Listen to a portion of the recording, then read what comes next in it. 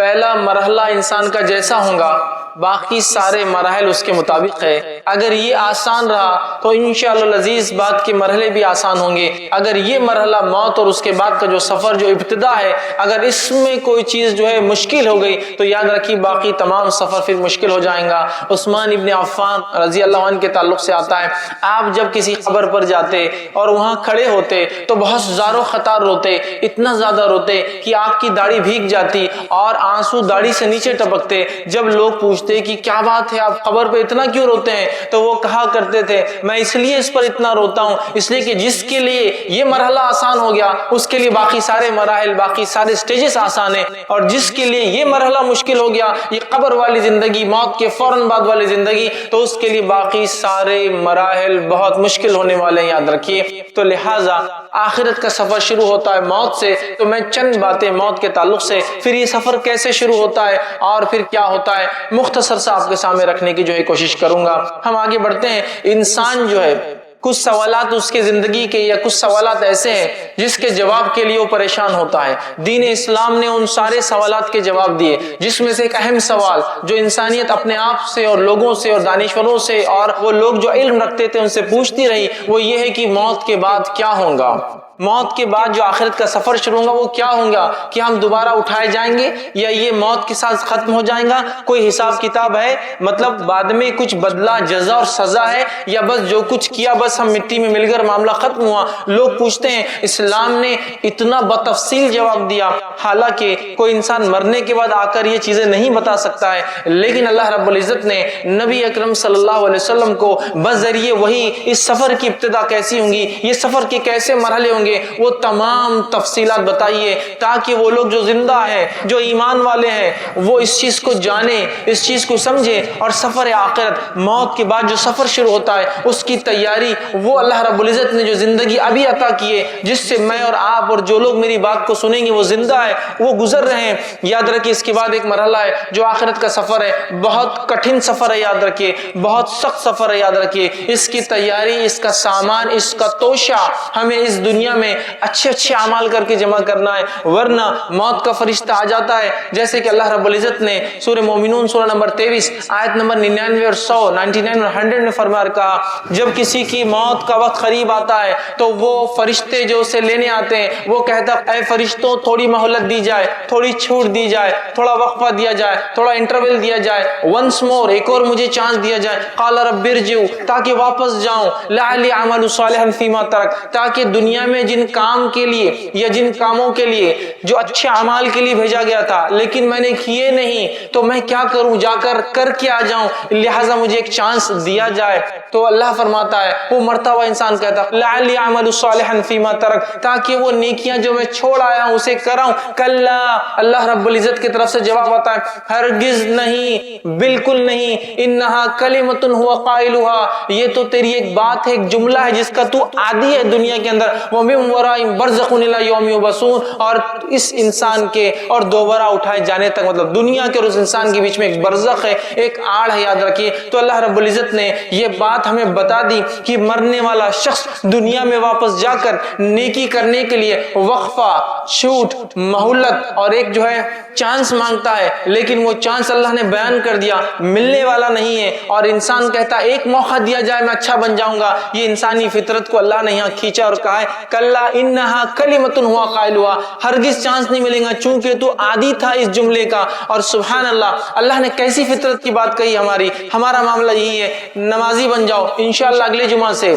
ارے دین پر چلنے لگو انشاءاللہ اگلے رمضان سے، پڑھائی اچھی کر لو انشاءاللہ اگلے سیمسٹر سے، کام اچھا کر لو اگلے سیزن سے، تجارت کو بڑھا لو، اگلا موسم دیکھیں گے نا۔ ہر بار ہم چاہتے چانس، ایک اور چانس ملے، اللہ نے کہا کوئی چانس نہیں ملے گا، سفر آخرت شروع ہو گیا ہے، فرشتے آ کر کھڑے ہیں اور وہ کہتے ہیں کہ اب چلنے کا وقت ہے، دنیا سے جانے کا وقت ہے، تمہاری روح نکالنے کا وقت ہے اور تمہیں چلنا ہے۔ گناہگار، بدکار، منافق، کافر، فاسق، فاجر جس نے نیکیاں نہیں کی وہ کہہ رہا ہے ایک مہلت دے دو فرشتوں، اللہ سے گزارش کرو۔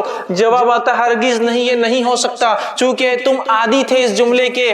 कलिमतुन हुआ काइलुहा, बस तुम आदी थे कल कल और एक मोहलत और एक मोहलत और एक छूट, अगली बार से अच्छा करूंगा, अगली बार से फला करूंगा, ये छूट ये डील नहीं मिलने वाली। और दुनिया के और शख्स के बीच में एक बरज़ख, एक आड़ है दोबारा उठाए जाने तक, क़यामत तक। तो लिहाजा सफर आखिरत यहाँ से शुरू होता है। जो मौत की घड़ियां हैं मेरे भाइयों, ये कब आएंगी ना मैं जानता हूँ ना आप जानते हैं। लिहाजा हर वक्त अपने आप को तैयार रखें, हम ऐसे अमल करें कि अगर सफर आखिरत के लिए आज गाड़ी निकलने वाली है, आज हमें जाना है, आज मौत आने वाली है, तो उससे पहले मेरी और आपकी जबरदस्त तैयारी हो। याद रखिए जिस तरह से हम सहाबा को देखते हैं, ताबईन और तबे ताबईन को देखते, याद रखिए। तो बहरहाल हम देख रहे थे कि असलाफ हमारे किस तरह से जो है मौत की तैयारी करते थे, और क्यों ना हो, इसलिए कि अल्लाह रब्बुल इज्जत ने इस सफर की इब्तिदा को और इस इब्तिदा का जो पहला मरहला है मौत, इसके ताल्लुक से बयान किया कि इसकी बहुत ज्यादा सख्तियां, याद रखिए हमें इसकी तैयारी इस जिंदगी में करना है कि पता नहीं कब सफर आखिरत मेरा और आपका शुरू हो जाए। और अगर हमारी तैयारी ना रही तो याद रखिए मोहलत और छूट नहीं है। इसलिए कि अल्लाह रब्बुल इज्जत ने बात का तो ऐलान कर दिया, और ये एक ऐसी बात है जिसमें दुनिया के किसी मजहब, किसी मसलक,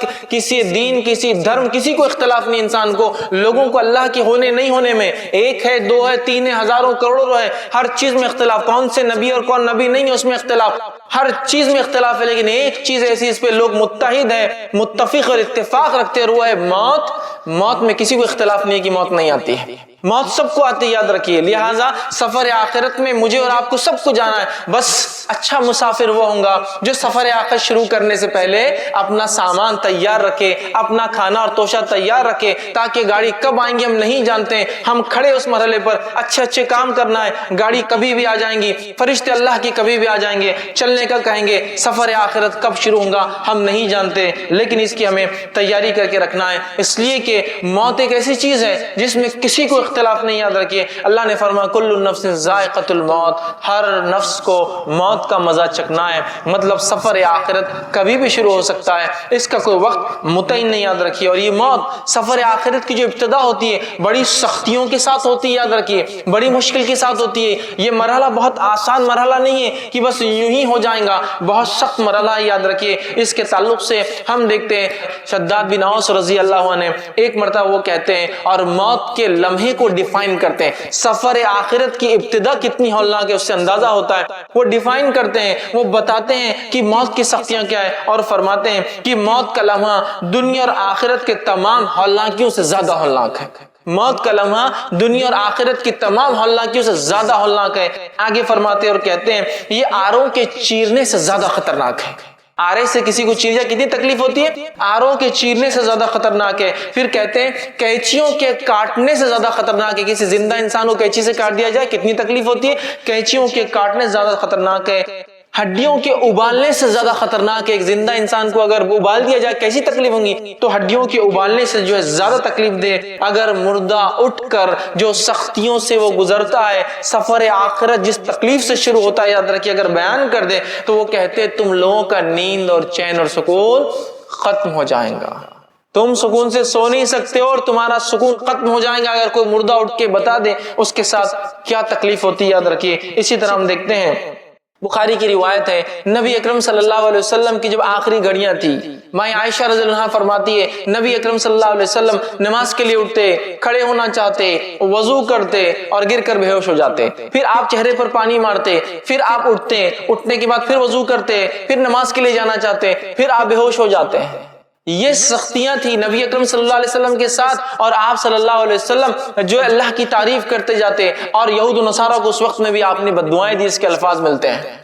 तो अल्लाह की तारीफ कहते और कहते सुभान अल्लाह, मौत के लिए बड़ी सख्तियां हैं, मौत के लिए बड़ी सख्तियां हैं। तो सफर आखिरत किसी के लिए भी आसान ना हुआ, याद रखिए ये बहुत सख्त फेज है इंसानी लाइफ का। जिस तरह से इंसान पैदा होता है तो सख्तियों में पैदा होता है, मशक्कत में पैदा होता है, लेकिन मौत उससे भी खतरनाक घड़ी है। मतलब सफर आखिरत अगर शुरू होता है इस हौलनाकी से, तो इसकी आगे की कैफियतें क्या होंगी मैं समझता हूं अंदाजा ही लगाया जा सकता है। याद रखिए ताबईन तबे अवाबीन, सलफ सालिहीन याद रखिए मौत से बहुत डरा करते, चूंकि ये सफर आखिरत का पहला मरहला है, बहुत सख्त मरहला है। जब ये मरहला ऐसा है, आगे क्या हो सकता अंदाजा ही लगाया जा सकता है। अबू ज़र ग़िफ़ारी रज़ी अल्लाह अन्हु के ताल्लुक से आता है, इब्न माजा की रिवायत है, आप सल्लल्लाहु अलैहि वसल्लम ने जब मौत का तज़किरा किया और सफर आखिरत की इब्तिदा की बातें बताई, कैसी मौत, कैसी सख्तियां, कैसे सवाल जवाब, तो अबू ज़र ग़िफ़ारी रज़ी अल्लाह अन्हु कह उठे और कहा, काश कि मैं कोई झाड़ होता, ये ज्यादा मेरे लिए अच्छा होता।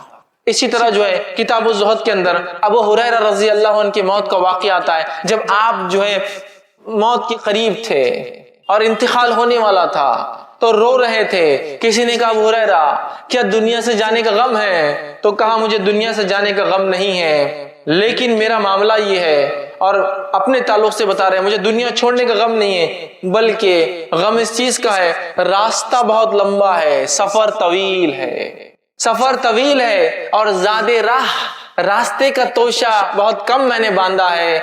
तो गोया असलाफ में, सहाबा में हम देख रहे हैं वो कितना डरा करते, इसलिए कि सफर आखिरत ये एक बहुत कठिन मरहला है, याद रखिए। और इसकी इब्तिदाई देखिए इतनी कठिन है, याद रखिए। और कब्र, क्योंकि ज़ाहिर से सफर आखिरत की शुरुआत होंगी जब इंसान कब्र में डाल दिया जाएगा, तो सफर आखिरत जिससे शुरू होता है वह कब्र, उसके ताल्लुक से सहाबा के सामने जब तस्करे आते हैं तो वो रो उठते थे, याद रखिए। इसलिए कि मौत ताक में लगी है इंसान के और हम गाफिल हैं, दुनिया में गर्क हो चुके हैं दुनिया के अमाल और दुनिया को खुश करने के लिए, और आखिरत बहुत कम याद आती है। और अगर कोई आखिरत याद भी दिला दे कुछ गुनाह पे तो लोग कहते नहीं, अभी भूल जाओ, ये दुनिया है, इसे अच्छे से जी लो, इंशाअल्लाह मौत से करीब फिर कभी तौबा कर लेंगे। और याद रखिए मौत एक ऐसी हकीकत है, लोग कहते हैं मौत का क्या भरोसा, कभी भी आ जाए। मैं उल्टा कहता हूं, जिंदगी का क्या भरोसा, कभी भी छोड़कर चली जाए। मौत का भरोसा है 100 साल जियो, 200 साल जियो, 1000 साल जियो, लाख साल जियो, आना है, भरोसा मौत का है, जिंदगी का नहीं, कब साथ छोड़ दे और चले जाए। तो ये मरहला जो मिला है बहुत बेहतरीन और ज़रीन मरहला है। सफर आखिरत शुरू होने से पहले सफर आखिरत का सामान, सफर चालू करने से पहले सफर के लिए जो तैयारियां इंसान करता है, वैसे सफर आखिरत के लिए हमें इस दुनिया में अच्छे अच्छे अमाल करके तैयारी करना है। अब आगे हम बढ़ते हैं। अब इंसान की मौत आ गई, उस सख्तियों वाले मरहले से वो गुजर गया, अब क्या होता है, ये कुछ बातें आपके सामने बयान करूंगा।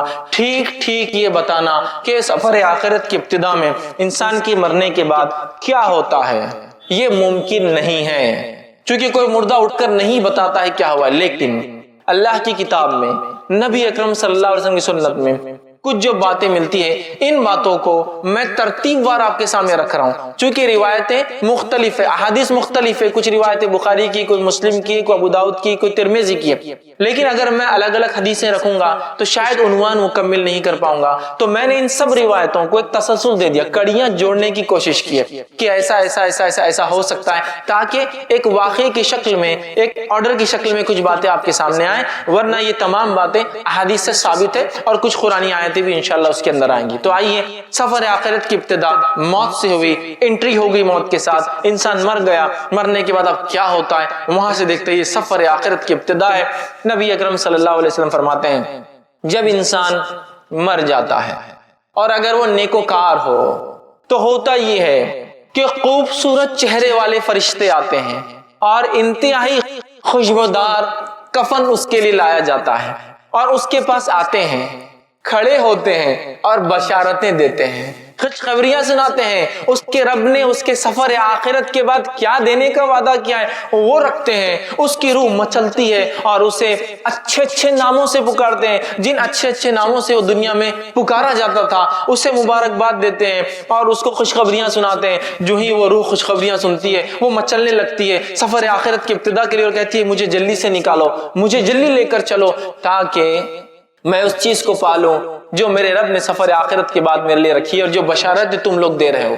फिर फरिश्ते उसको खुशबूदार कफन में जो है कफनाते हैं। उसके बाद पहले आसमान की तरफ लेकर चलते हैं। जब पहले आसमान की तरफ लेकर चलते हैं तो पहले आसमान के फरिश्तों को इस रूह की जो नेक थी, जिसका सफर आखिरत शुरू हुआ है, खुशबू आ जाती है और उनको पहले से पता चल जाता है। जब वो आती है रूह, फरिश्ते लेकर आते हैं तो पहले आसमान के फरिश्ते दरवाजे खोलते हैं, आसमान के इस्तकबाल करते हैं और कहते हैं कि मुबारक हो तुमको, अल्लाह ने तुम्हारे लिए इनामात लिखे रखे, आओ जो है ऐसी रूह जिसने नेक अमाल किए और उस नेक انسان کی روح کو وہ قبول کرتے ہیں، ایکسیپٹ کرتے ہیں، خوش آمدید کہتے ہیں اور اس کو بشارتیں دیتے ہیں، اور وہ روح جو ہے اس آسمان سے لے کر پہلے آسمان تک پہنچی ہے، کھولے گئے دروازے دوسرے آسمان کی طرف جاتی ہے، اور ہر مرحلے میں ہر آسمان میں یہی بشارتیں دی جاتی ہے اور وہ خوش ہوتی ہے، اور 7ویں آسمان تک اس کی روح لے جائی جاتی ہے، 7ویں آسمان تک اس کی روح لے جائی جاتی ہے۔ پھر اللہ تعالیٰ حکم دیتا ہے اسے واپس اسی جگہ ڈال دو، اس لیے کہ میں اسے دوبارہ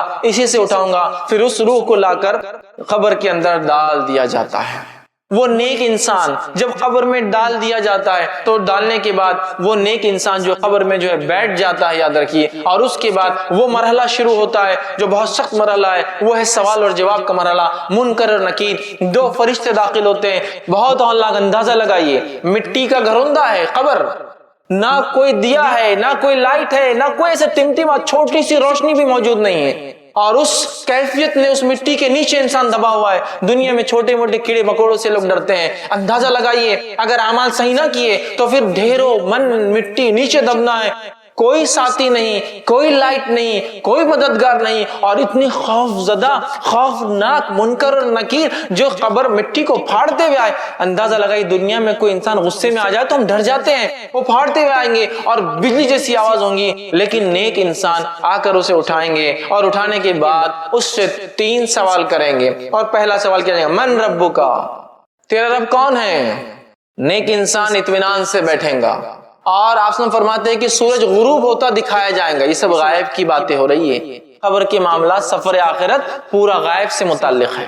سورج ڈوبتا ہوا دکھایا جائے گا، وہ کہیں گا فرشتوں سوالوں کے جواب میں بعد میں دیتا ہوں، عصر کا وقت جا رہا ہے، سورج ڈوب رہا ہے، میں نماز پڑھ لیتا ہوں۔ فرشتے بتائیں گے یہ قبر ہے، یہاں نماز کی ضرورت نہیں، تو کہیں گے ہاں ٹھیک ہے کنٹینیو کرو، آگے بات کرتے ہیں۔ چونکہ وہ دنیا میں نیکی کا عادی تھا اور بالخصوص نماز کا عادی تھا، لہٰذا قبر میں بھی جب سورج کو ڈوبتا ہوا دیکھتا ہے تو کہہ رہا ہے کہ عصر کا وقت جا رہا ہے، میں پڑھ لیتا ہوں۔ تو اندازہ لگائیے نماز کے کتنے فوائد ہیں۔ بتایا جائیں گا نہیں ختم ہو گیا، نماز کا سلسلہ نہیں ہے، اعمال ختم ہو گئے، جو ہو گئے ہو گئے، اب تم لہٰذا بیٹھو اور جواب دو۔ تو جب پہلا سوال کیا جائے گا وہ کہیں گا میرا رب اللہ ہے۔ دوسرا سوال ہوگا من نبیوں کا، کون ہے تمہارے نبی؟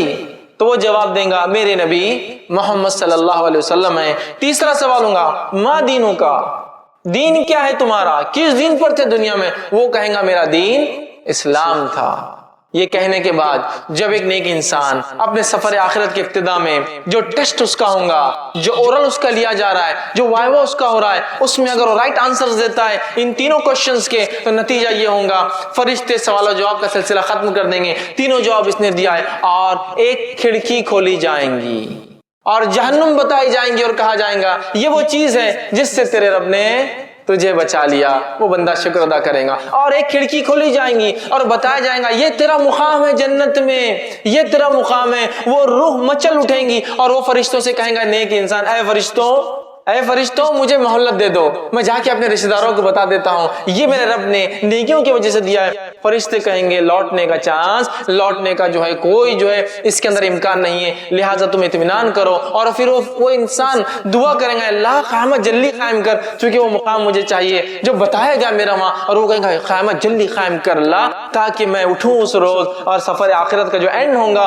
اس میں جو ڈیسٹینیشن جو بتایا جا رہا ہے جو مجھے ملنے والا ہے یہ مجھے جلدی سے مل جائے۔ اور اس کے بعد وہ جنت کی کھڑکی کھلی رہیں گی، اس کی کچھ ہوائیں وہ محسوس کریں گا، ایک بہترین بستر اس کے لیے بچھایا جائے گا، اور فرشتے کہیں گے اے شخص آرام سے اطمینان سے سو جاؤ، تمہارا سفر مطلب اس کا سفر شروع ہو گیا، اطمینان سے تم اس پہ سو جاؤ، اور اس کو ایک دلہن کی طرح بستر پہ سلا دیا جائے گا، اور اس کے بعد وہ اطمینان سے سو جائیں گا۔ اللہ کی طرف سے حکم گا اس کا نام علیین میں نیکوکاروں کے رجسٹر کے اندر اندراج کر دیا جائے، لکھ دیا جائے، اس کا رجسٹر میں نام لکھ دیا جائے گا نیکوکاروں کی۔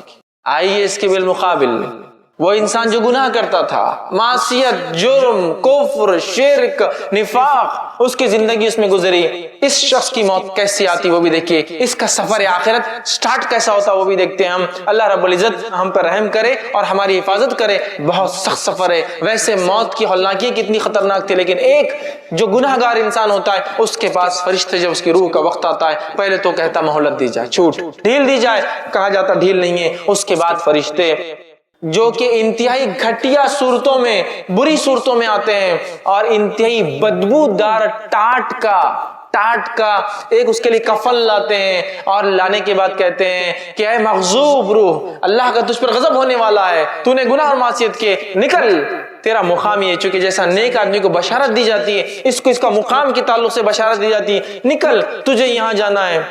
اور وہ گناہگار انسان کہتا ہے کہ نہیں، میں نہیں نکلوں گا۔ اس کی روح جسم کے اندر جاتی ہے، جب روح اندر جاتی ہے تو اسی ماحول کی، اسی حالت کی ایک تصویر اللہ نے بیان کی اور کہا وَالنَّازِعَاتِ غَرْقًا، قسماً فرشتوں کی جو روحوں کو جسم میں ڈوب کر غوطے لگا کھینچ کر نکالتے ہیں، چونکہ اس کی روح باہر آنا نہیں چاہیں گی، وہ اندر جائیں گی، اور یہ فرشتے اندر جا کے روح کو نکالیں گے۔ اور اسی بات کو اللہ رب العزت نے سورہ انعام سورہ نمبر 6 آیت نمبر 93 میں دیکھیں کیسا بیان کیا۔ اللہ فرماتا ہے اے نبی کہ اگر تم دیکھتے جب ظالموں کی موت کا وقت قریب آتا ہے، ٹھیک ہے، اور وہ موت کی جھانکنی میں جا کر پھنستے ہیں، سکرات میں ہوتے ہیں، تو فرشتے ان کے پاس جاتے ہیں، ملائکۃ باسطۃ ایدیہم، اور اپنے ہاتھوں کو بڑا کر کھینچتے ہیں اس کی روح کو، نکل، چونکہ ایک نہیں کئی فرشتے آتے، یاد رکھیں، نکل، اس کو کھینچتے ہیں۔ اب تمہیں بتایا جائے گا کیسا عذاب تمہیں ملتا ہے ان باتوں کے لیے جو تم اللہ کے تعلق سے بغیر علم کے بک دیا کرتے تھے، نکلو باہر آؤ۔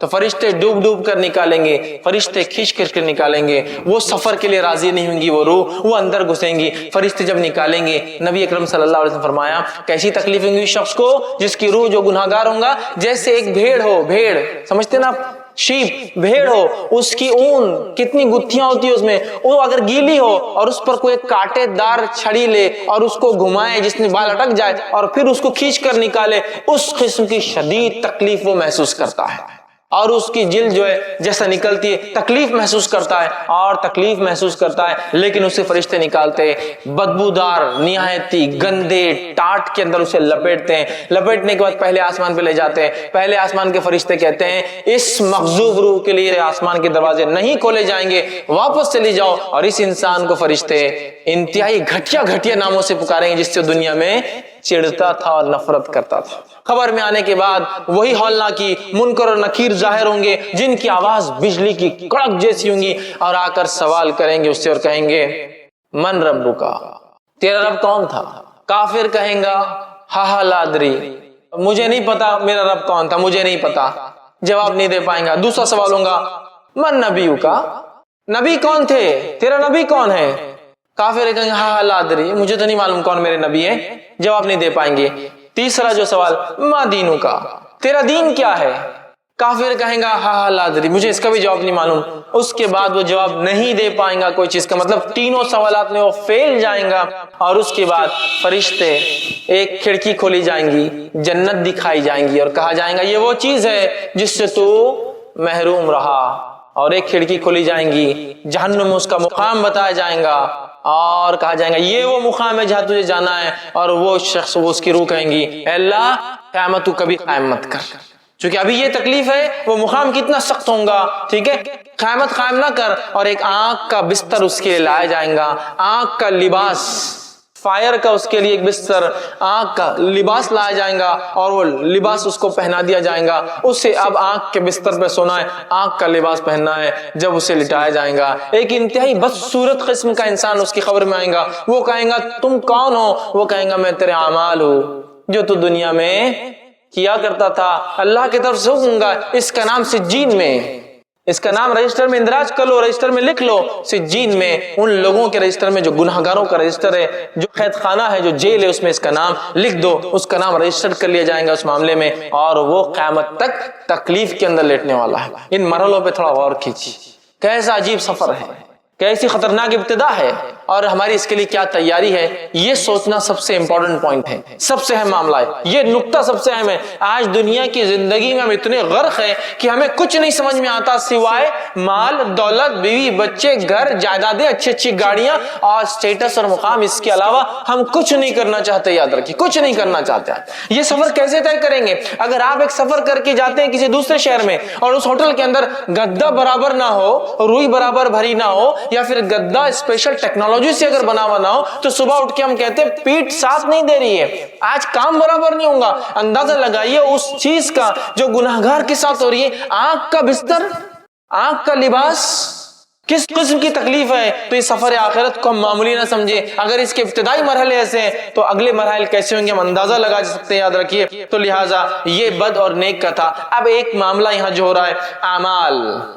आमाल वो साथी है जो साथी हमारे साथ कब्र में आने वाले हैं, जिसको हम सबसे बड़ा दुश्मन समझते हैं अपना। नबी अकरम सल्लल्लाहु अलैहि वसल्लम फरमाते हैं 3 दोस्त है एक इंसान के, एक वो साथी, वो दोस्त, वो फ्रेंड है जो इंसान के मरते ही उसका साथ छोड़ देता है, रिलेशनशिप तोड़ देता है। सेकंड वो दोस्त, वो फ्रेंड है जो मरने के बाद कब्रिस्तान तक आता है। और तीसरा वो फ्रेंड और दोस्त है जो कब्र में साथ आता है। पहला दोस्त माल और दौलत है, इंसान मरा और इंसान के मरने के साथ जायदाद, जमीन, दौलत, गाड़ियां, बंगले, घोड़ा सब वहीं रह गया, सब रह गया।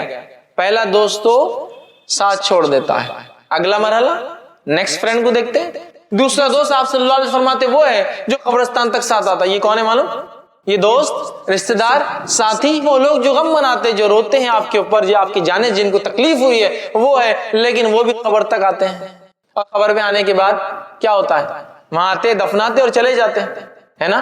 तो माल, दूसरा दोस्त, रिश्तेदार, लेकिन वो भी कुछ साथ नहीं थे। तीसरा फरमाते दोस्त इंसान का आमाल है जो कब्र में साथ आ रहे हैं। आगे हदीस के अंदर बात, कब्र में आने वाले अच्छे बुरे आमाल। लेकिन कितनी अफसोस की बात है, 3 दोस्तों में से मेरा सबसे पक्का दोस्त कौन है अब तय कर ले।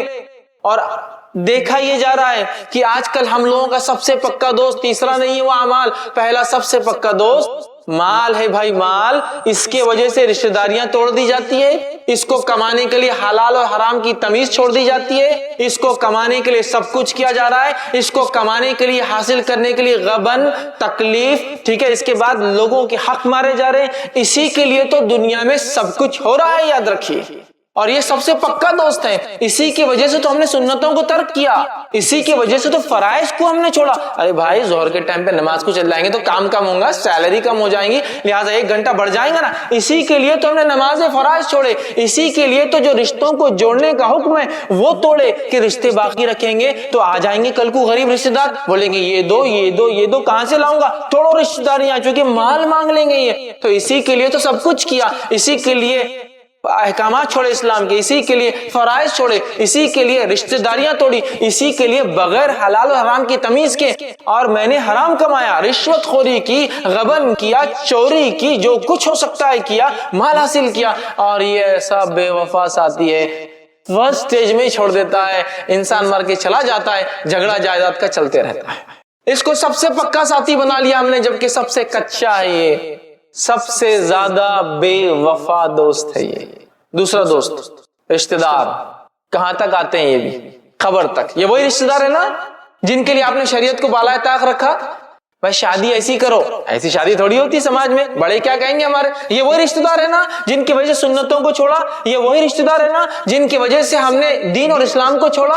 अरे भाई पूरे खानदान में कोई अमल नहीं करता, मैं कैसे करूंगा, नाम दिखाना है समाज में, आगे बढ़ना है, बच्चों की शादियां वगैरह होना है, लिहाजा मैं ये कुरान हदीस और सुन्नत की बात नहीं कर सकता यहाँ। तो ये रिश्तेदार जिनके लिए आपने इस्लाम को छोड़ा, ये रिश्तेदार है जिसके लिए आपने सब कुछ किया, इस्लाम और शरीयत को बाला ताक रखा, सुन्नतों की अहमियत को हमने वो किया। मैं मेरा बेटा है इसके लिए कैसा होगा, ये कर लिया, मेरी बेटी है, रिश्तेदारों के लिए ये इतने बेवफा है, बस कब्रिस्तान तक आएंगे, 2 आंसू बहाएंगे, बीवी हो तो 4 महीने 10 दिन गम करेंगे, उसके बाद सब कुछ दुनिया का चलने लगेगा। कोई साथ नहीं आ रहा माल, कोई साथ नहीं आ रहा खबर में एक भी रिश्तेदार, जिसके लिए ये 2 फ्रेंड्स के लिए सब कुछ किया, ये सबसे बेवफा है। तीसरा जो दोस्त है जिससे सबसे कम और हल्की दोस्ती और फ्रेंडशिप है मेरी और आपकी आज, वो है अमाल। ये जिंदगी में भी साथ है, ये कब्र में भी साथ है, ये मकाम महशर में तराजू में भी तोला जाएगा, और इंशाअल्लाह अल्लाह के फजल और रहम के बाद ये वजह बनेगा जन्नत में जाने की। अमाल, अमाल, लेकिन अमाल बाद में, पहले माल फिर रिश्तेदार क्या बोलेंगे, यही मामला है ना। देखिए कोई काम करना, नहीं भाई इससे पहले तो देख लो बिजनेस पे क्या फर्क आता। दूसरा रिश्तेदार क्या बोलेंगे, अरे नहीं तो सुन्नत है, रिश्तेदार क्या बोलेंगे, भाई समाज में रहना है ना। उसके बाद अमाल का सोचा जाएगा, تو یہ دوست، یہ اعمال جس کو ہم نے سب سے کمزور دوست بنا لیا، اس سے وہ مضبوط دوستی اور رشتہ نہیں رکھا، یہی وہ عمل ہے جو ہر جگہ آنے والا ہے، خبر میں بھی آئیں گا، خبر میں بھی آئیں گا۔ ایک تو مسئلہ حل ہوا۔ دوسرا، سوالات تو کتنے آسان دکھتے ہیں نا، من ربو کا، ربی اللہ، میرا رب اللہ ہے، کتنا آسان جواب ہے۔ من نبیو کا، میرا نبی کون ہے، کتنا آسان جواب، کس کو نہیں پتا کہ نبی محمد صلی اللہ علیہ وسلم ہے ہمارے، آسان۔ ماں دینوں کا، دین کیا تھا تیرا، کتنا آسان ہے دین اسلام، 3 سوال اور 3 الفاظ میں جواب ہے اس کے، اللہ، محمد صلی اللہ علیہ وسلم اور اسلام، میں تو یوں ہی دے دوں گا۔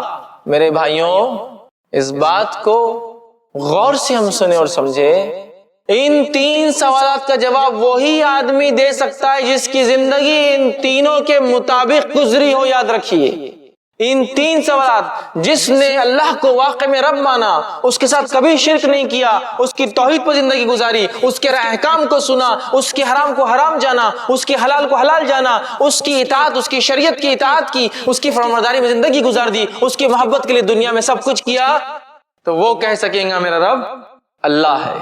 اللہ ایک لفظ ہے نا صرف، کیوں نہیں کہہ سکوں گا؟ نہیں کہہ سکیں گے جس کی زندگی اس پہ نہیں چلی ہو۔ ہم شرک، کفر، معصیت، احکام کو توڑنا، حرام میں زندگیاں ڈوبی ہوئی ہے، من مانی زندگیاں گزار رہے ہیں، نہیں اللہ تعالیٰ پھر بھی ہم کو یہ نہیں، یہ لفظ نہیں آئے گا زبان پہ، یاد رکھیے، یہ تو اسی کی زبان پہ آئے گا جس کی زندگی اللہ کو رب مانتے ہوئے گزری ہو اور اللہ کو رب مانتے ہوئے دنیا سے چلا گیا ہو، یاد رکھیے۔ اور اسی رب کے لیے اس نے لوگوں سے رشتے توڑے، اسی رب کے لیے لوگوں سے اس نے لڑائیاں کی، اسی رب کی خاطر دوستی ہوئی، اسی رب کی خاطر دشمنی ہوئی، اسی کی خاطر حرام کو چھوڑا، اسی خاطر حلال کو کیا۔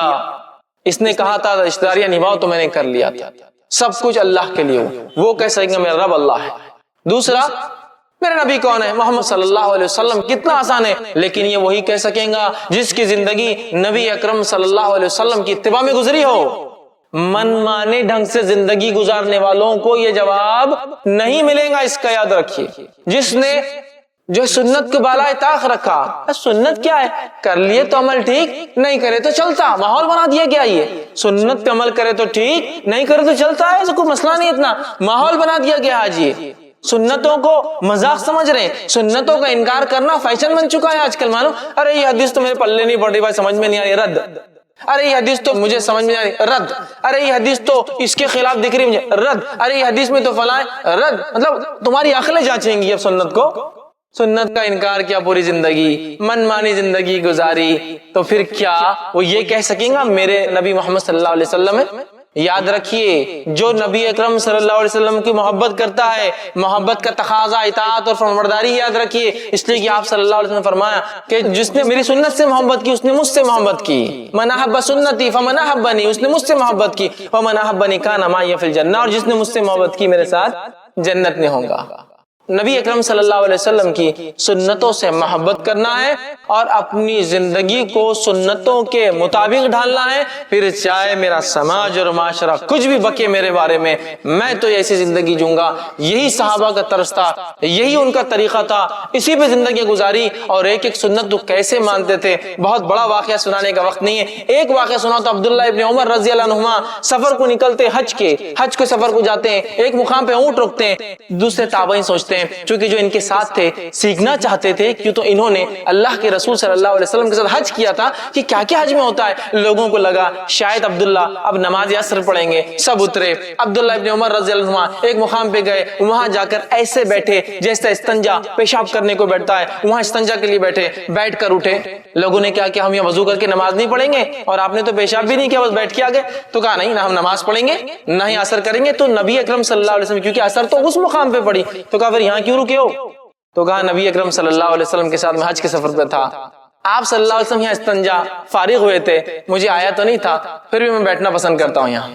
کیسی اتباع ہے، یہ ہے محبت، یہ ہے اطاعت کہ نہیں سمجھ میں آ رہا ہم کو کیوں نبی نے کیا، بس کیا ہم کر رہے ہیں اس کو، یہ محبت ہے، یہ تھا ان کا عمل، سنتوں سے یہ محبت تھی۔ یاد رکھیے آج ہمارا کیا ہے، سنت تو ہے نا، چلتا ہے، سنت تو ہے نا، دیکھا جائے گا، ارے بھائی سنت ہی ہے نا، فرض تھوڑی ہے، یہ حال ہم نے بنا دیا ہے۔ تو کیا ایسا شخص یہ کہہ سکیں گا ہاں میرے نبی محمد؟ نہیں کہہ سکیں گا، یہ وہی کہیں گا جس کی زندگی عین سنت پر گزری ہو، یا کم از کم گزار نہ سکا ہو تو تڑپ رکھتا تھا شدید کہ اللہ موقع ملے تو میں گزاروں، چونکہ دنیا کے ایسے کئی علاقے ہیں جہاں سنت پہ عمل کرنا مشکل ہی نہیں ناممکن ہوتا ہے، تڑپ رکھا تھا اس کم از کم۔ تیسرا سوال کتنا آسان، ما دینوں کا، تیرا دین کیا ہے؟ میرا دین اسلام ہے. کس کو نہیں پتا؟ کس کو نہیں پتا مجمع میں سے؟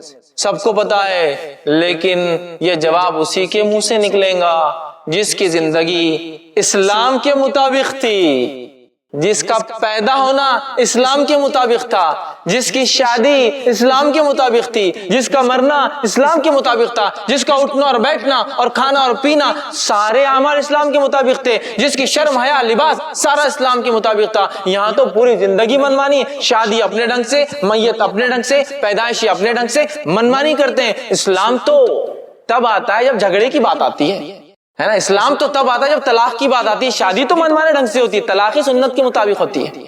حالت تو یہ ہے، حالت تو یہ ہے. پھر ہم بول رہے ہیں نہیں ہم تو آسانی جواب دے دیں گے، اسلام ہمارا دین تھا. نہیں، یہ الفاظ نہیں آئیں گا میرے بھائی. جس کی زندگی ان تین چیزوں پہ تھی، جو واقعی میں اللہ کو رب مانتا تھا، شرک نہیں کیا اس کے ساتھ، جو واقعی محمد صلی اللہ علیہ وسلم کو اپنے لائق اتباع مانتا تھا اور آپ کے طریقے پہ زندگی گزاری، اور جس نے واقعی میں اسلام کو اپنا دین سمجھا اور اس کے مطابق اس کے زندگی کا ہر شعبہ تھا. یاد رکھیے، کم از کم نہ کر سکا تو تڑپ رکھتا تھا، وہی جواب دے پائیں گا. کیا جواب دے پائیں گا؟ میرا دین اسلام ہے. تین سوال آسان دکھتے ہیں، جواب ہر آدمی نہیں دے پائیں گا جب تک کہ اس کی زندگی اس پہ نہ ہو. آگے بڑھتے ہیں. صحابہ نے کہا اللہ کے رسول، سفر آخر جاری ہے، کہ اللہ کے رسول یہ جو آپ کہہ رہے ہیں یہ فرشتے آ جائیں گے منکر نکیر، کیا ہولناک سچویشن ہوگی، خطرناک سچویشن ہوگی کہ ایک انسان خبر میں اکیلا اور اتنے خطرناک بجلی سے زیادہ تیز کڑکنے والی آواز والے، بڑی بڑی آنکھوں والے، اتنے بڑے دانت والے دو فرشتے آ کے سوال کریں گے، کیسے ہم جواب دے پائیں گے؟ صحابہ کے دیکھیں صحابہ نے کیا سوال کیا. سوال دہراتا ہوں. صحابہ نے پوچھا اللہ کے رسول صلی اللہ علیہ وسلم، آدمی کے سر پر اگر فرشتہ گز لے کر کھڑا ہو تو اس کا مطلب فرشتہ گز بھی لے کر آئیں. گز سمجھتے نا، لوہے کی راڈ، سلاخ. تو وہ فرما رہے اللہ کے رسول وہ اگر گز لے کر کھڑا رہیں گا سر پر تو ہم تو مٹی کے بت بن جائیں گے. منہ سے جواب بھی کیسا نکلیں گا اس خطرناک فرشتے کے سامنے، ہے نا؟ تو اللہ کے رسول صلی اللہ علیہ وسلم فرماتے ہیں کلمہ توحید لا الہ الا اللہ کی برکت سے تم جو ہے خبر کے سوالات کے جوابات بھی دوں گے، دنیا بھی تمہاری اور آخرت میں بھی اللہ تمہیں ثابت قدم رکھیں گا. اور پھر اللہ کے رسول صلی اللہ علیہ وسلم نے یہ آیت تلاوت کی جو سورہ ابراہیم سورہ نمبر 14 آیت نمبر 27 1427 ہے. یثبت اللہ الذین آمنوا بالقول الثابت فی الحیات الدنیا وفی الآخرہ. اللہ تعالیٰ یثبت اللہ الذین آمنوا جمع دے گا ایمان والوں کو بقول الثابت، ایک مضبوط کلمے کے ذریعے. اور وہ کلمہ کون سا ہے؟ لا الہ الا اللہ، کلمہ توحید. فی الحیات الدنیا وفی الآخرہ، دنیا کی زندگی میں اور آخرت کی زندگی میں کلمہ توحید کی بنیاد پر ہم جمیں گے. تو دنیا میں بھی اگر ہمیں قدم جمانا اپنے کلمہ توحید اور اس کی برکتیں ہوں گی جس کی وجہ سے ہوں گا، اور آخرت کا تو معاملہ کلمہ توحید ہی ہے، لا الہ الا اللہ. تو یہ بھی پتہ چل گیا کہ برکت توحید کی کیا ہے. یہ توحید کی برکتوں کی وجہ سے انسان کے سوال و جواب میں آسانی، منکر نکیر سے نہیں ڈرے گا، دنیا اچھی گزارے گا اور انشاءاللہ العزیز آخرت بھی سے انسان کی اچھی ہوں گی. اب آئیے آگے بڑھتے ہیں. خبر میں ایک چوتھا سوال بھی ہوں گا، حیرت مت کیجیے، لیکن یہ سوال نہیں ہے، یہ فرشتے پوچھیں گے. پھر سوال کی شکل میں نہیں، تعجب کی شکل میں یا تعریف کی شکل میں. وہ کیا چیز ہے؟ اس کے تعلق سے ابو داؤد اور بخاری کی روایت آتی. ابو داؤد کی روایت میں ہے نبی اکرم صلی اللہ علیہ وسلم فرماتے ہیں جب بندہ تین سوالات کے جواب دے دے گا، مطلب یہ نیک انسان تھا، رائٹ آنسرز دے دیں گا، تو فرشتے اس سے پوچھیں گے اور سوال کریں گے ما یدریک، تجھے ہمارے سوالات کے جواب کیسے آئے؟ بہت امپورٹنٹ ایشو ہے. اگر جو لوگ اسٹوڈنٹس ہیں، اسکول کالج جاتے ایگزامز دیتے ہیں، وہ اس بات کو سمجھ سکتے ہیں کہ وائوا میں اگر کوئی کوشچن آنے والا ہے اور وہ کوشچن کا آنسر کہاں ملتا ہے اگر پتہ چل جائے تو کتنی بڑی بات ہوگی نا. وہی بات ہو رہی. فرشتے پوچھیں گے پتہ کیسے چلا آپ کو یہ تین سوالات کے یہ تین جواب ہے؟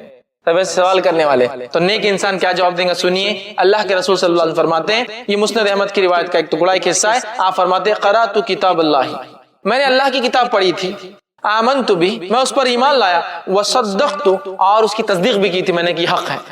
میں نے اللہ کی کتاب پڑھی، ایمان لایا اور تصدیق بھی کی. دیکھیں ایمان لانا ایک اور تصدیق کرنا ایک چیز کی، مانتا ہوں میں اس چیز کو، مجھے یقین ہے اس چیز پہ، یقین کیا تھا، لہٰذا مجھے جواب مل گئے. تو کہاں ہیں ان تین سوالوں کے جواب؟ اللہ کی کتاب میں. کون سی گائیڈ بک میں ملیں گے آخرت اور آخرت کے سفر کے سوالات کے جواب؟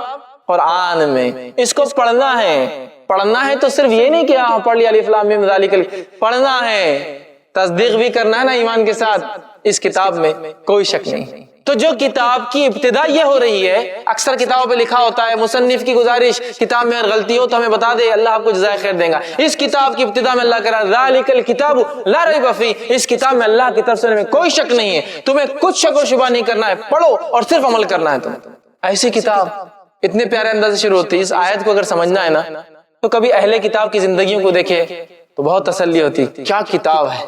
اہل کتاب صرف یہی طے کرتے پریشان ہے یہ کتاب کا حصہ ہے یا یہ کتاب کا حصہ نہیں ہے، یہ کتاب کا حصہ ہے یا یہ کتاب کا حصہ نہیں ہے۔ ایک زمانے میں یہ کتاب تھی، اگلے زمانے میں رد ہو گئی، ایک زمانے میں یہ تھی، اگلے زمانے میں بولتے یہ موضوع تھی۔ یہ حالت ہے۔ الحمدللہ اس کتاب کو صرف آپ کھول رہے ہیں اور اس میں لکھا ہوا ہے اس کتاب میں کوئی شک نہیں، لیکن جس چیز میں جب شک نہیں ہوتا ہے تو اس کا کیا معنی ہوتا ہے معلوم آپ کو؟ اس کا معنی ہوتا ہے پھر اسے عمل کرنا بھی لازم ہے۔ حکومت نے قانون پاس کیا، قانون اگر حکومت کی طرف سے کوئی شک نہیں ہے تو عمل کرنا لازم ہے۔ ذالک الکتاب لا، قرآن پڑھنا ہے اس کو۔ دیکھیے شروعاتی ہو رہا تو اتنی بہترین بات سے، تو آگے کیا کیا ہوں گے اسباق پتہ نہیں ہے نا، مطلب پڑھتے جائیں گے خزانے پہ خزانے۔ تو کہا میں نے قرآن پڑھا تھا، کوشچن 3 آنسر گائیڈ بک بتا دی گئی۔ اب دوسرا آدمی جو جواب نہیں دے پائیں گا، فرشتے پوچھیں گے کیوں جواب نہیں دے پایا، اور کوئی اچھی بات تو نہیں کریں گے اس سے، کیوں جواب نہیں دے پائے تو وہ کہیں گا لا دریتا ولا تلیتا، مطلب کیوں جواب نہیں دے پائے تو وہ کہیں گا نہ میں نے قرآن پڑھا نہ سمجھا، تو فرشتے کہیں گے تو نے نہ جانا نہ تو نے پڑھا۔ اور ایک فرشتہ، ایک روایت کے مطابق گز لیا ہوا فرشتہ، اور ایک روایت کے مطابق جو صحیح بخاری کی ہے 2 ہتھوڑے لیا ہوا فرشتہ ہوگا، ہتھوڑے، ٹھیک ہے، گز نہیں ہتھوڑے، ہتھوڑے سمجھتے نا آپ، ہتھوڑا جو ہوتا ہے پتھر توڑنے میں جستا، وہ 2 ہتھوڑے لیں گا اور جب پوچھیں گا تو نے نہ پڑھا نہ سمجھا، دونوں ہتھوڑوں کو لے کے اس زور سے دونوں کن پٹیوں پہ ماریں گا تو روایت کے اندازہ وہ ایسا چیخیں گا، وہ مردہ اتنے زور سے چلائیں گا کہ زمین و آسمان کی ہر مخلوق سنیں گی اس کی آواز سوائے جن اور انس کو چھوڑ کر، اور اس کا سر ذرات میں تبدیل ہو جائے گا، اور یہی عذاب اس کو قیامت تک دوبارہ اٹھنے تک ملنے والا ہے۔ آنکھ کا بستر، آنکھ کا لباس، ہتھوڑوں کا عذاب۔ ایک روایت میں گز کے ہے، گز، وہ گز لے کے کھڑا ہوں گا، اور گز لے کے کھڑا ہوں گا اور اس زور سے ماریں گا، اور یہ گز والے فرشتے اور ہتھوڑے والے فرشتوں کی دونوں کی خصوصیت یہ دونوں اندھے اور بہرے ہیں، سنتے بھی نہیں ہیں دیکھتے بھی نہیں ہیں، چاند ذرہ برابر بھی نہیں کہ کچھ وہ کر سکے، نہ سنتے ہیں نہ دیکھتے ہیں کیا ہو رہا ہے، لیکن مارتے ہیں۔ اگر دونوں روایتوں کو ملا لیا جائے تو معنی یہ ہوا ایک فرشتہ کن پٹیوں پہ مارتا ہے ہتھوڑے سے، اور ایک فرشتہ پیچھے سے کھڑے ہو کر سر پہ مارتا ہے گز، دونوں روایتوں کو ملاتی ماں۔ تو اس گز کے تعلق سے آپ نے فرمایا جب وہ گز اٹھاتا ہے اور مارتا ہے اس کے سر پر، چونکہ سفر آخرت کی تیاری نہیں کر کے آیا تھا، تو وہ گز جب سر پہ پڑتا ہے تو اس کا سر ذرات میں تبدیل ہو جاتا ہے۔ اور آپ صلی اللہ علیہ وسلم نے فرمایا کیا تم جانتے ہو یہ گز کے بارے میں کیسی گز ہے وہ جو لوہے کی سلاخ ہے؟ صحابہ نے کہا آپ بتائیے کیسی ہے؟ تو کہا یہ گز ایسی ہے کہ اگر ایک بڑے پہاڑ پر مار دی جائے تو ایک وار سے پورا پہاڑ ذرات، ذرات سمجھتے ہیں نا، ذرات ان پارٹیکلز کو کہتے ہیں جن کو بغیر پھونکے کے خود بخود اڑتے رہتے ہیں انوائرمنٹ کے اندر، ایٹماسفیئر میں، ذرات میں تبدیل ہو جائیں گا۔ اور پھر آپ نے فرمایا یہ گز کتنی وزنی بتاؤں؟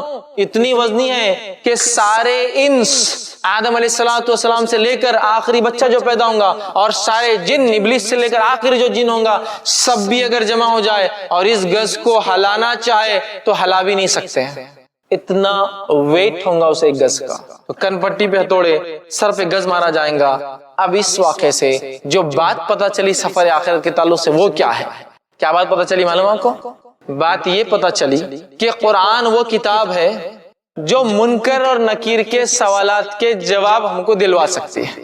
قرآن وہ گائیڈ بک ہے جس میں قبر کا جو ایگزام اور امتحان ہے اس کے جوابات موجود ہیں۔ سمجھ رہے ہیں بات کو؟ فرسٹ پوائنٹ تو یہ نکلا کہ تو فورتھ جو کوشچن تھا ان کا، اس میں نیک انسان کا جواب اور بد انسان کا جواب ہم سن چکے ہیں۔ دوسرا، جو قرآن پر ایمان جو ہے لائے اور پڑھا وہی قبر کے امتحان میں کامیاب ہو سکتا ہے۔ دوسرا پوائنٹ یہ پتا چلا قرآن وہ گائیڈ بک ہے جس میں آنسرز ہے۔ دوسرا پتا جو اس کو پڑھتا ہے، جو اس پر عمل کرتا ہے، اسی کے لیے سفر آخرت ایزی اور آسان ہوتا ہے۔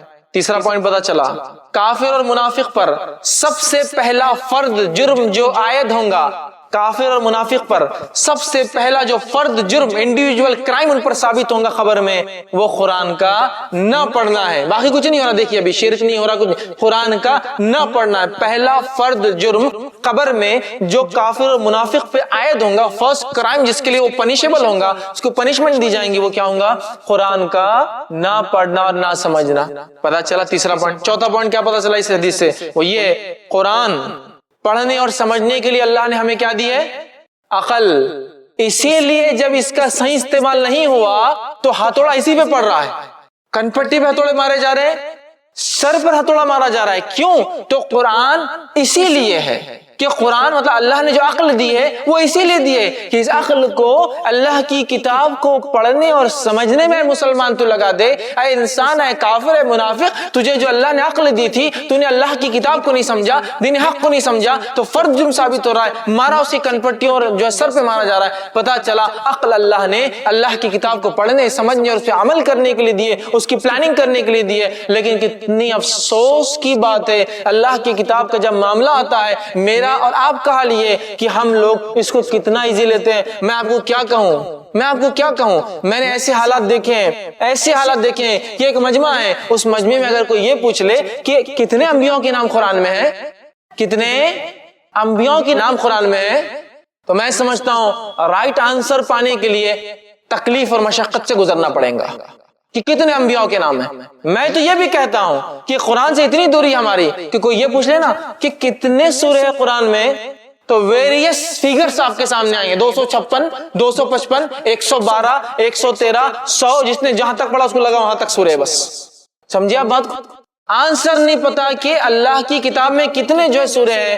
اگر میں یہ کہوں اللہ کی کتاب آخرت کا سلیبس اور گائیڈ بک ہے تو اس کے چیپٹرز کتنے اتنا تو معلوم ہونا چاہیے نا, ہے نا؟ ماشاءاللہ ایسے لوگ اس مجمع میں اور جو مجھے سنیں گے وہ سن رہے ہیں جنہوں نے ڈگریاں, graduation, multiple graduation, post graduation, multiple time post graduation, doctorate, post doctorate, double doctorate, triple doctorate, research, junior scientist, senior scientist, یہ القاب وہ القاب, یہ علامہ وہ سر, سب کچھ کیا. لیکن اللہ کی کتاب کے 114 چیپٹر پہ ریسرچ تو دور کی بات ہے, اس کو ترجمے سے بھی نہیں پڑھا آج تک. یہ سلیبس پہ تو ریسرچ ہی ریسرچ ہے, لیکن پڑھا ہی نہیں ہوگا.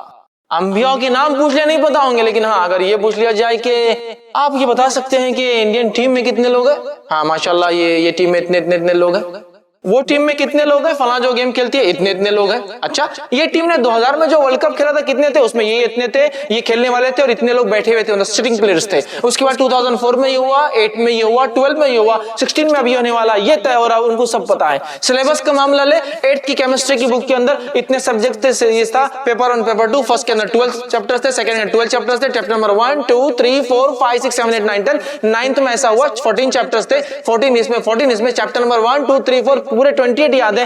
10th کا یہ حال تھا, 11th میں یہ پڑھا, 12th میں یہ پڑھا, گریجویشن یہ پڑھ رہا ہوں, سب پتا ہے. قرآن کے کتنے چیپٹرز ہیں؟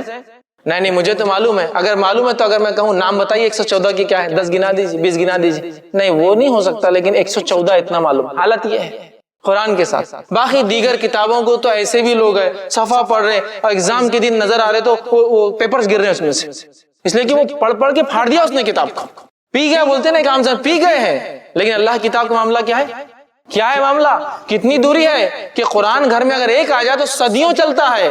میں یہ کہتا ہوں قرآن اللہ کی کتاب ہے, لیکن کاغذ اور کور تو دنیا کا ہے نا, استعمال ہوگا تو پھٹے گا, استعمال ہوگا تو خراب ہوگا, استعمال ہوگا تو اس کے برق الگ ہوں گے. لیکن آپ کے پاس تو صدیوں پرانا قرآن ہے, اس کا مطلب سلیبس بک پڑھی نہیں جا رہی ہے, جس کے نتیجے میں وہ ٹیکسٹ بک جیسی کی ویسی اچھی کی اچھی دھری رکھی ہوئی ہے. اور کتنی افسوس کی بات ہے نا, ایک آدمی سفر آخرت کے لیے نکلا ہے. سفر آخرت کے لیے اللہ نے کہا دنیا میں جا رہے ہو, سفر آخرت کی گائیڈ بک, ٹریول کیٹلاگ ہوتا ہے نا, جو لوگ سفر کرتے ہیں, دنیا کے کسی کونے میں جانا ہے, وہ زبان آپ کو نہیں آتی, ٹریول کیٹلاگ آپ لے کر چلے سفر میں, کھولا کیٹلاگ, اچھا ماشاءاللہ یہاں جانا, یہ کرنا ہے, کرنسی ریٹ یہ ہے, یہ ہوٹلز آفیشل گورنمنٹ کے, یہ فلاں, ماشاءاللہ میرا سفر بہت اچھا رہا, اس لیے کہ میں پورا گائیڈ بک کو فالو کر رہا تھا, ہے نا. اب اس ٹریولر کے, اس مسافر کا کیا کہنا, جس مسافر نے گائیڈ بک تو لیا اور گائیڈ بک کو لے کر یا تو پیٹ کے پیچھے ڈال دیا تو سر کے اوپر رکھ لیا, دونوں میں سے کوئی ایک کام کیا, اور وہ لوگوں سے راستہ پوچھ رہا, بھائی صاحب میرے کو ادھر جانا ہے, کیسے جاؤں, भाई साहब मेरे को उधर जाना, कैसे जाऊं? तो कोई अक्लमंद इंसान कहे अहमक, तेरे सर पे ट्रैवल कैटलॉग गाइड बुक रखी है और तू लोगों से पूछता है, लोग तुझे घुमा देंगे दुनिया में। समझ रहे आप? आज हमारा हाल यही है। हमने कुरान जो गाइड बुक है उसको सिर्फ क्या किया मालूम आपको? या तो पीठ पीछे डाला या तो कहा बहुत ऊंची किताब है लिहाजा ऊपर रख दो सर के, बस दोनों में से कोई एक मुकाम, घर में सबसे ऊपर या फिर पीठ के पीछे अहकामात के एतबार से हमने खत्म कर दिया मामला। तो इसकी अहमियत को जगाना है हमको, इसलिए कि ये वो किताब है जो किताब सफर आखिरत में हमारे लिए आसानियां कर सकती है।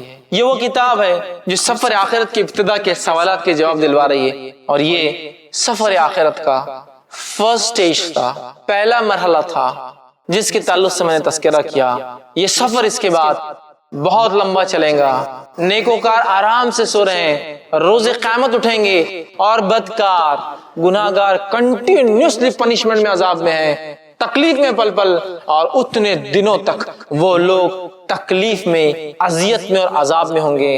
रोजे क़यामत उठाए जाएंगे, डरेंगे, घसीट घसीट कर, धक्का दे देकर, पकड़ पकड़ कर, खींच खींच कर लाए जाएंगे। मकाम महशर में खड़े होंगे लोग, घसीट घसीट कर, ग्रोह दर ग्रोह अमाल के एतबार से या तो खींच कर या तो घसीट कर या तो चल कर खुद से आएंगे नेक लोग, याद रखिए जमा होंगे। और उस दिन सूरज इतना करीब होगा, 1 मील के फासले पर 1.5 से 2 किलोमीटर का फासला से सूरज का होगा। इंसान पसीने में शराबर होंगे और इंसान अल्लाह के सामने खड़े होंगे और फर्दन फर्दन जाकर जवाबात देंगे, मीजान लगेगा, पुल सिरात से गुजरना है, फिर वो आखिरी फैसला जन्नत और जहन्नम का होगा। तो आज इस वक्त में मैंने आपके सामने वो पहला सफर, उस सफर का पहला मरहला और पहला हिस्सा रखा। मेरे भाइयों, बहुत लंबा सफर करना है, बहुत लंबा सफर करना है, तैयारी भी उतनी मजबूत करना है सफर की हमको, ताकि कभी भी इस सफर के लिए फरिश्ते आ सकते हैं कि चलना है। और इस सफर आखिरत को आसान करने की तरकीब अल्लाह की किताब को पढ़कर समझिए और खूब नेकियां करिए, तो इंशाअल्लाह अजीज ये सफर आखिरत अच्छा गुजरेगा। वरना पहले खबर से जो शुरू होगा मामला बुराई का और मार का, तो फिर आखिरत में क्या होगा अंदाजा लगाया जा सकता है। मैं अपनी बात को ही खत्म करूंगा। अल्लाह रब्बुल इज्जत से दुआ है कि अल्लाह सुब्हान तआला हम तमाम के लिए मौत जो है आसान करे, हम तमाम का जो है हुस्न खातिमा करे, हम तमाम के लिए मौत के बाद के तमाम मरहलों में आसानियां करे, मुनकर नकीर के सवालात में आसानियां करे, और दीगर जितने मराहल आखिरत के अल्लाह ताला उसमें हमें हमारे लिए आसानी करे, और बिल आखिर अल्लाह ताला हम पर अपना रहम और फजल करे, ताकि हम जो इंशाअल्लाह अजीज जन्नत के मुस्तहिक बने और जहन्नुम से नजात पाए। तो ये चंद बातें थी जो मैंने मुनासिब समझी आपके सामने रखना। वाखिर दावाना अनिल हम्दुलिल्लाहि रब्बिल आलमीन।